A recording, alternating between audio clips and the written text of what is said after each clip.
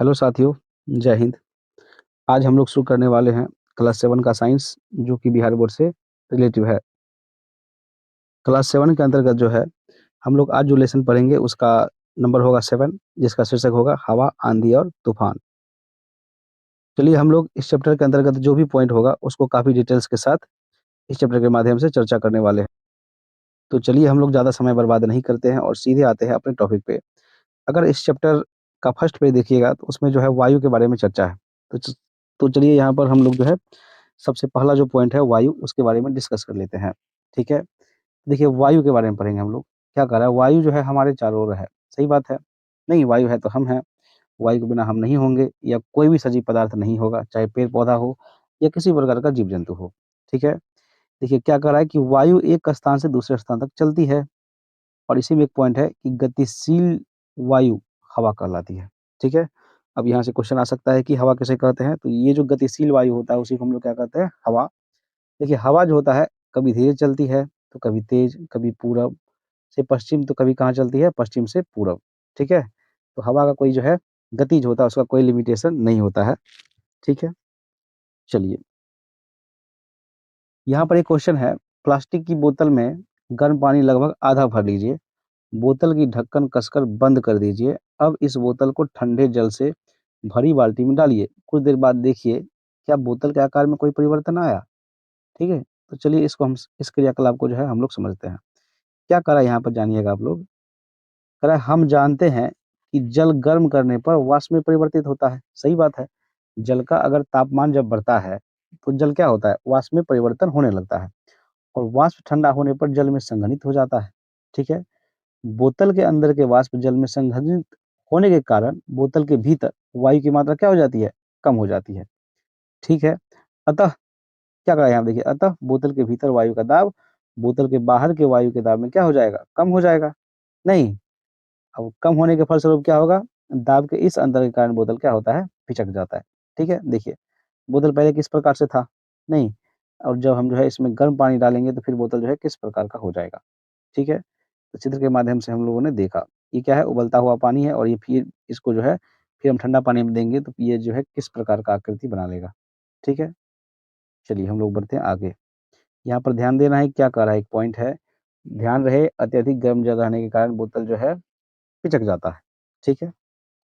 अब यहाँ पर चलिए एक और पॉइंट है, वायु दबाव डालती है, इसके कुछ उदाहरण दें। तो वायु दबाव डालती है, बात तो सही है। इसको जो है कुछ उदाहरण के माध्यम से हमें व्याख्या करना है। ठीक है? चलिए पढ़ते हैं इस टॉपिक को।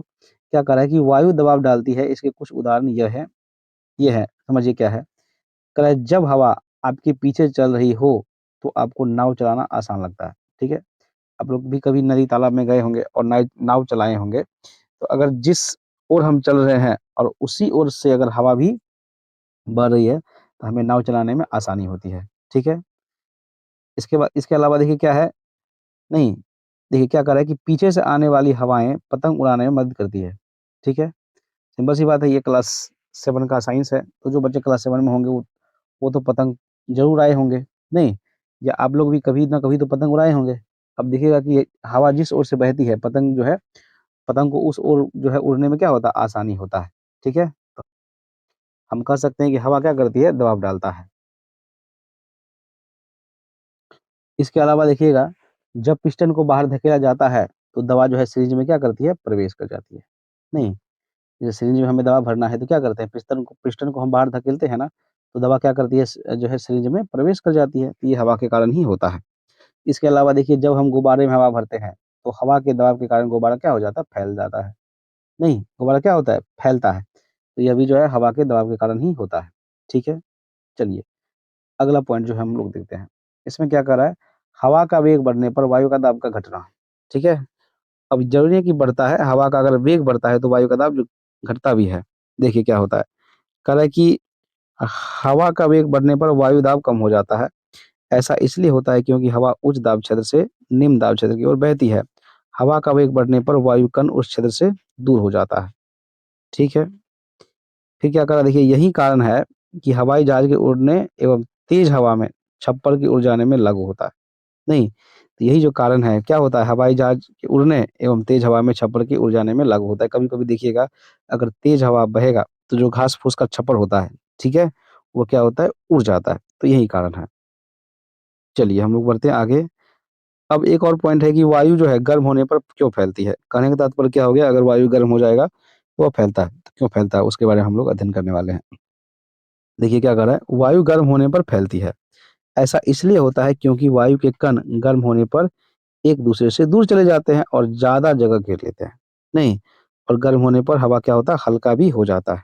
ठीक है? आप जो है कभी-कभी धुआँ को ऊपर उठते हुए देखिएगा, तो उसका भी उठने का यही कारण है क्योंकि वायु क्या होता है, गर्म हो जाता है और क्यों गर्म हो जाता है, तो वायु के जो कण होता है गर्म होने पर एक-दूसरे से क्या होते हैं, दूर चले जाते हैं। ठीक है? इसीलिए जो है कभी आग आग-उग लगता है तो धुआँ क्या होता है, ऊपर उठता है। ठीक है? इसके बाद एक और पॉइंट है इसमें देखिएगा, कह रहा है कि जिस स्थान या क्षेत्र की वायु गर्म होने के कारण ऊपर उठती है, उस स्थान का वायु दाब क्या होता है, कम हो जाता है और अन्य जगहों से हवा वहाँ आने लगती है। तो यहाँ पे बढ़िया सा पॉइंट है।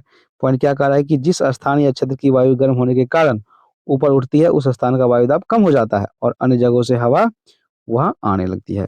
अब इसमें एक पॉइंट है देखिए नोट, कह रहा है हवा का वेग बढ़ने के साथ वायु दाब क्या होता है, घटता है। कहने का मतलब क्या हुआ, हवा का वेग बढ़ेगा तो वायु दाब घटेगा और गर्म हवा, हल्की हवा जो है हल्की होकर क्या होती है, ऊपर उठती है। तो जो गर्म हवा होती है ना, वो हल्की होकर क्या उड़ती है, ऊपर उड़ती है।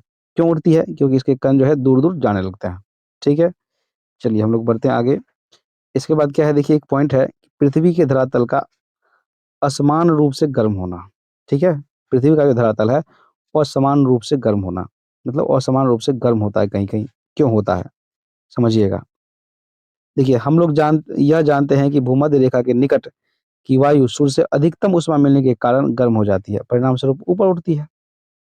ठीक है? क्या है देखिए, हम लोग जानते हैं कि जो भूमध्य रेखा के निकट की वायु होती है, सूर्य से अधिकतम ऊष्मा मिलने के कारण गर्म हो जाती है और परिणाम स्वरूप ऊपर उठती है। ठीक है? वायु ऊपर उठती है। इसके बाद क्या है देखिए, भूमध्य रेखा के दोनों ओर स्थित 0 से 30 डिग्री अक्षांश पट्टी के क्षेत्रों से ठंडी हवाएँ भूमध्य क्षेत्र की ओर चलने लगती है। ठीक है? देखिए इसी प्रकार क्या करा, इसी प्रकार की स्थिति ध्रुवों और 60 डिग्री अक्षांश के बीच लागू होती है, जहाँ ध्रुवों से ठंडी हवा का प्रवाह गर्म क्षेत्रों की ओर होता है। देखिए इन बातों को हम जो है यहाँ पर एक फिगर के माध्यम से समझ सकते हैं। ठीक है? यहाँ पे देखिए ये क्या है, उत्तरी ध्रुव है, ये कर्क रेखा है, ये क्या है, विषुवत रेखा है और ये है मकर रेखा और ये क्या है, दक्षिण ध्रुव है। ठीक है? चलिए, इसके बाद हम एक पॉइंट यहाँ पे देखेंगे, ये क्या है, ये हवाएँ जो है व्यापारिक हवाएँ कहलाती है। ठीक है? क्योंकि पुराने समय में व्यापारियों के जहाज इन हवाओं के सहारे आगे बढ़ते थे। ठीक है? देखिए तब जहाज पतवार वाले होते थे तथा हवा के सहारे ही चला करते थे। पतवार अब लोग देखिएगा नदी तालाब में जो है खेने वाला एक होता है पतवार, ठीक है? अभी तो मशीनों का प्रयोग किया जाता है नाव चलाने के लिए। देखिए इन हवाओं के कारण जहाज चलने में जो है चलाने में श्रम की बचत होती थी, ठीक है? हवा के कारण क्या होता था, जहाज चलाने में जो है श्रम की बचत होती थी, ठीक है?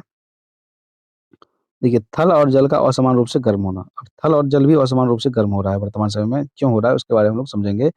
क्या करा देखिए, गर्मियों में अधिकांश समय मध्य और उत्तर भारत के क्या करा है, गर्मियों के अधिकांश समय में मध्य और उत्तर भारत के मैदानी तथा रेगिस्तानी क्षेत्र समुद्री जल की अपेक्षा अधिक गर्म रहते हैं। अतः हवा समुद्र से भारतीय उपमहाद्वीप की ओर बहती है। नहीं, फिर क्या कर रहा है, समुद्रों से आने वाली हवाएं अपने साथ जलवाष्प लाती है जिससे वर्षा होती है। इसी को हम क्या कहते हैं, मानसूनी वर्षा कहते हैं। तो अगर यहाँ पे क्वेश्चन आ जाए कि मानसूनी वर्षा किसे कहते हैं, तो क्या बोल सकते हैं, समुद्रों से आने वाली हवाएं अपने साथ जल वाष्प लाती है, जिससे क्या होती है, वर्षा होती है। इसी वर्षा को हम लोग क्या कहते हैं, मानसूनी हवा कहते हैं। ठीक है? ये हवाएं तथा वर्षा हमें आनंद का अनुभव कराते हैं, परंतु सदैव आनंद ही दे यह भी जरूरी नहीं है। ठीक है? कभी कभी तेज हवाएं या अत्यधिक वर्षा या दोनों से कई समस्याएं भी उत्पन्न हो जाती है। ठीक है? ये प्राकृतिक घटनाएं आपदा का रूप धारण कर जंतु तथा पादपों को क्या पहुंचाती है, क्षति पहुंचाती है।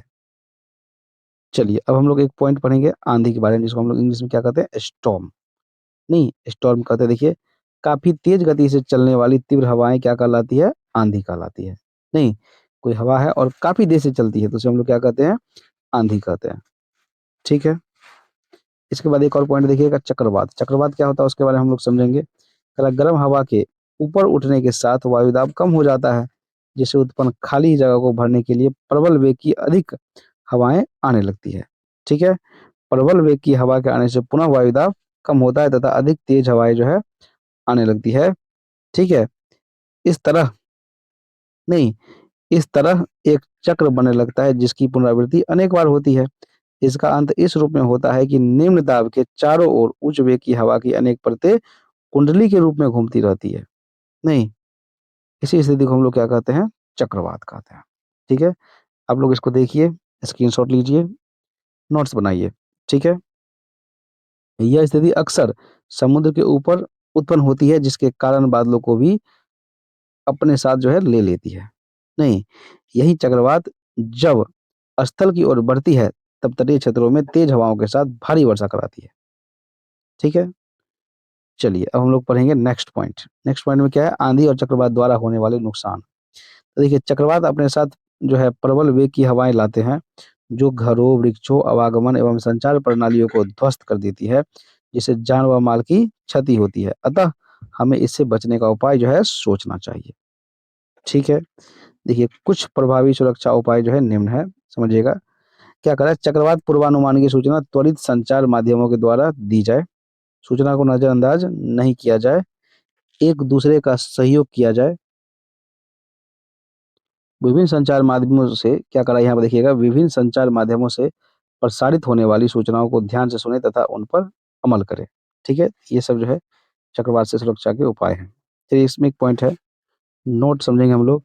क्या चक्रवात को अलग अलग देशों में अलग अलग नामों से जाना जाता है। जैसे उत्तर अमेरिका में क्या कहा जाता है? हरिकेन। ठीक है? उत्तर अमेरिका में क्या कहा जाता है? हरिकेन कहा जाता है। पूर्व एशिया में जो है टाइफून कहा जाता है। ठीक है? याद रखना है, उत्तर अमेरिका में क्या कहा जाता है? हरिकेन कहा जाता है, और पूर्व एशिया में से क्या कहा जाता है? टाइफून कहा जाता है। ठीक है? नहीं, इसी में एक पॉइंट है, देखिएगा, कह रहा है कि पवन दिशा सूचक एवं पवन वेग मापी यंत्र। नहीं, हम समझेंगे पवन दिशा सूचक यंत्र एवं पवन वेग मापी यंत्र जो है वो क्या होता है। कह रहा है हवा की दिशा को बतलाने वाले यंत्र को क्या कहते हैं? पवन दिशा सूचक यंत्र कहते हैं। ठीक है? जबकि हवा की गति मापने वाले यंत्र को पवन वेग मापी यंत्र कहते हैं। ठीक है? तो चलिए इस चैप्टर में जितना भी पॉइंट था हम लोगों ने काफी डिटेल्स के साथ जो है लाइन बाय लाइन अध्ययन किया। ठीक है? ये चैप्टर नहीं छोटा था इसलिए इसमें जो है कम ही पॉइंट बने। चलिए इसमें जो है अभ्यास प्रश्न और उसके बारे में हम लोग देखेंगे, और उसके उत्तर के बारे में हम लोग देखने वाले हैं। यहाँ पे क्वेश्चन है, सही विकल्प का चुनाव कीजिए। क्या कह रहा है? पवन दिशा सूचक का उपयोग किया जाता है। हम लोग जानते हैं, अभी ये पढ़े हैं हाल फिलहाल में, पवन की दिशा जानने के लिए इसका आंसर क्या हो जाएगा? ए हो जाएगा। ठीक है?